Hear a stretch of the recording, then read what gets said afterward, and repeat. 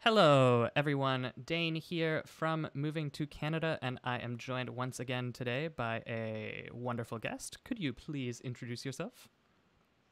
Hi guys, I'm Deanne Akers-Lance, and I'm the owner and operator of Canada Abroad, and I'm also a regulated Canadian immigration consultant. Exactly. And Canada Abroad is one of the consultants who we recommend on the Moving to Canada website.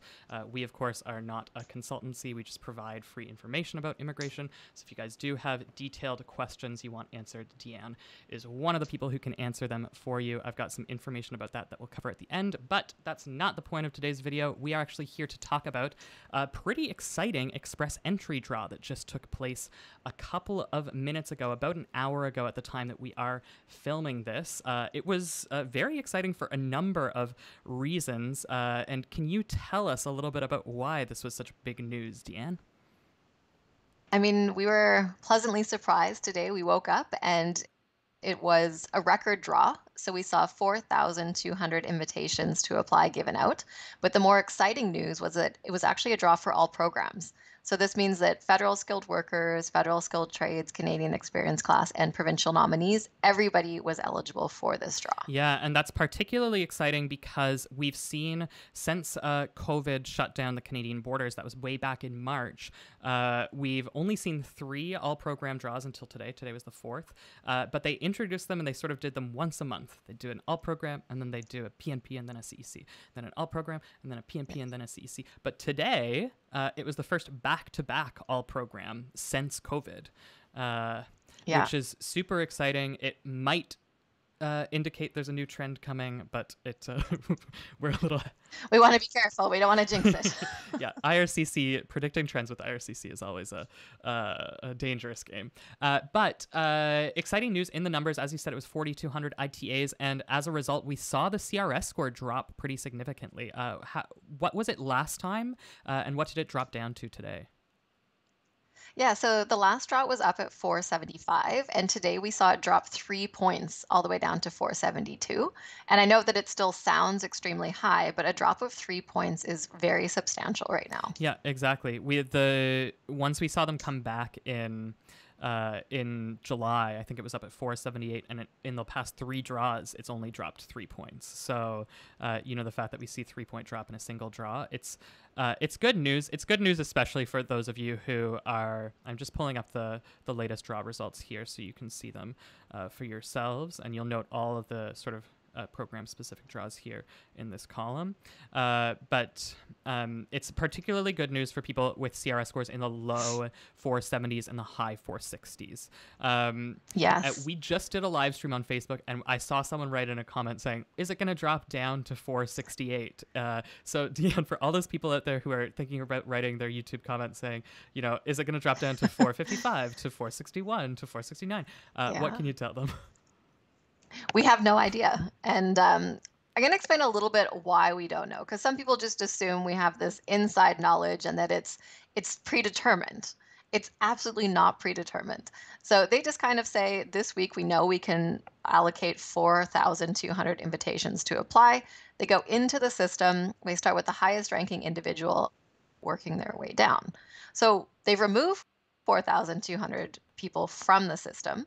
But over the next 2 weeks, depending how many people go into the system, what their score is, that's what dictates really if the score goes up or down. And we don't know those numbers. So there's absolutely no way to predict what the next CRS score is going to be or where it's going to drop to within any given time. Yeah, there's so many variables at play. And in addition to all the variables you just mentioned, how many people are entering the pool, how many people are drawn in any given express entry draw. We also have COVID, which is this other big variable here. We don't know how that's going to continue impacting public policy across Canada and across the world.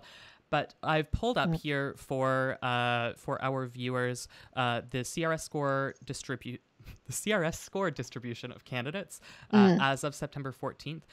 So I noticed something interesting when I was completing this table earlier today, which is that if you look at the number of candidates in the 471 to 480 range, we actually saw that drop below 4,000. for the first time, I think, in a Yes. couple of months, if I'm not mistaken. But you'll see that Yeah. it's probably really tiny numbers for you guys, but it's 3914. And that was as of September 14th. 2020, so people will have entered since then. But I just point that out because that's one of the big variables at play here, and we are seeing that drop, which means if they continue this sort of trend, we'll use that word lightly, trend of doing all Yeah. program draws, it could be really good news for those of you with low 470s, high 460s. Yeah. Great. So I think that's all of the general news we've got here. I do want to take a chance just to showcase Canada Abroad for those of you who might be interested in booking a consultation if you do want some professional guidance on your express entry process. So I just pulled up the Canada Abroad page on the Moving to Canada website. There will be a link in the description if you want to read more information. Again, Canada Abroad, that's your consultancy, Deanne. And you offer a ton of different services. Can you speak to our audience a little bit about the express entry related services that you folks offer there at Canada Abroad?